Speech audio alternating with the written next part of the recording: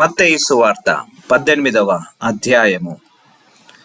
ఆ కాలమున శిష్యులు యేసునొద్దకు వచ్చి, పరలోక రాజ్యములో ఎవడు గొప్పవాడని అడగగా, ఆయన ఒక చిన్న బిడ్డను తన యొద్దకు పిలిచి వారి మధ్యను నిలువబెట్టి ఇట్లనెను: మీరు మార్పు నొంది బిడ్డల వంటి వారైతేనే గాని పరలోక రాజ్యంలో ప్రవేశింపరని మీతో నిశ్చయముగా చెప్పుచున్నాను.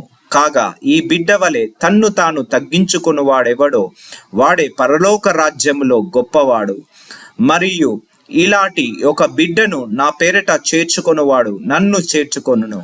నాయందు విశ్వాసముంచు ఈ చిన్న వారిలో ఒకనిని అభ్యంతరపరచువాడెవడో వాడు మెడకు పెద్ద తిరుగటి రాయి కట్టబడిన వాడై మిక్కిలి లోతైన సముద్రములో ముంచి వేయబడుట వానికి మేలు.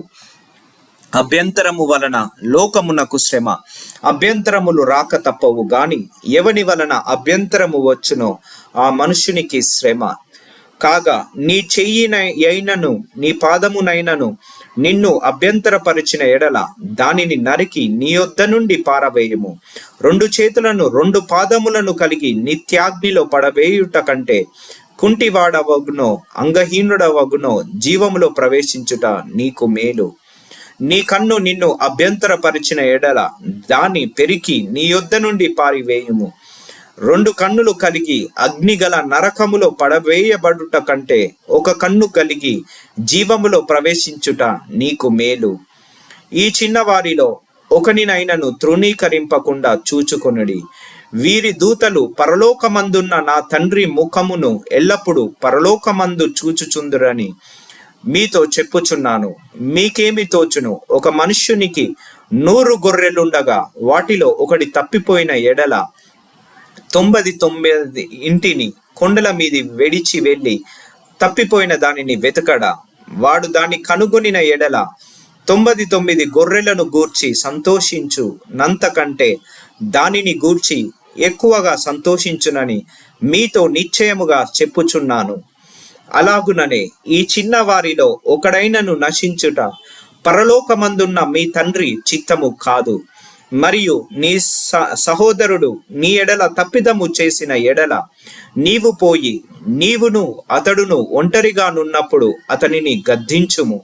అతడు నీ మాట వినిన ఎడల నీ సహోదరుణ్ణి సంపాదించుకొంటివి. అతడు వినని ఎడల 2-3 సాక్షుల నోట ప్రతి మాట స్థిరపరచబడినట్లు నీవు ఒకరినద్దరిని వెంట పెట్టుకొని అతని యొద్దకు పొమ్ము. అతడు వారి మాటయు వినని ఎడల ఆ సంగతి సంఘమునకు తెలియజెప్పుము.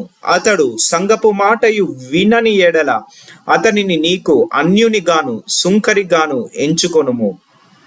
భూమి మీద మీరు వేటిని బంధింతురో అవి పరలోకమందును బంధింపబడును. భూమి మీద మీరు వేటిని విప్పుదురో అవి పరలోకమందును విప్పబడునని మీతో నిశ్చయముగా చెప్పుచున్నాను.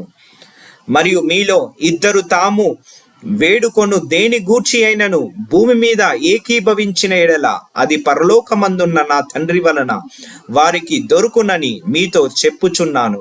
ఏలయనగా 2-3 నా నామమున ఎక్కడ కూడి ఉందురో అక్కడ నేను వారి మధ్యన ఉందునని చెప్పెను.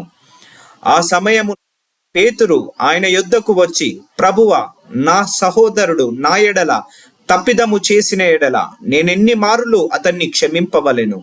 7 మారుల మట్టుక అని అడిగెను.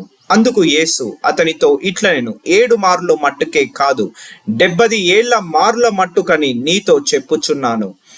కావున పరలోక రాజ్యము తన దాసుల యొద్ద లెక్క చూచుకొన గోరిన ఒక రాజును పోలియున్నది. అతడు లెక్క చూచుకొన మొదలు పెట్టినప్పుడు అతనికి 10,000 తలాంతులు అచ్చియున్న ఒకడు అతని యొద్దకు తేబడెను.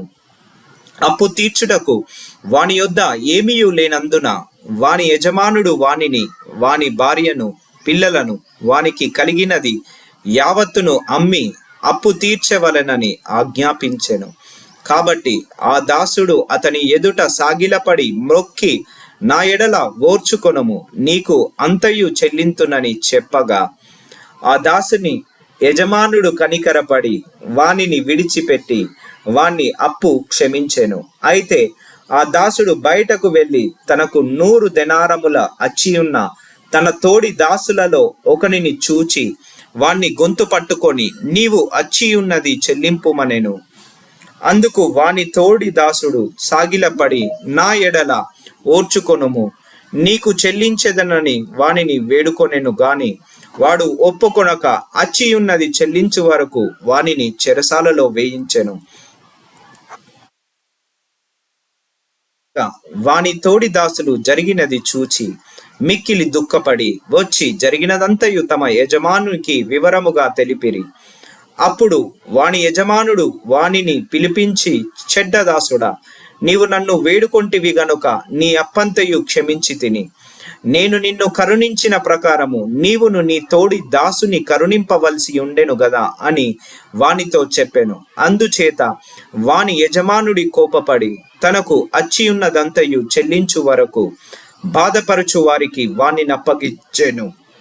మీలో ప్రతివాడును తన సహోదరుని హృదయపూర్వకముగా క్షమింపని ఎడల నా పరలోకపు తండ్రియు ఆ ప్రకారమే మీ ఎడల చేయుననెను.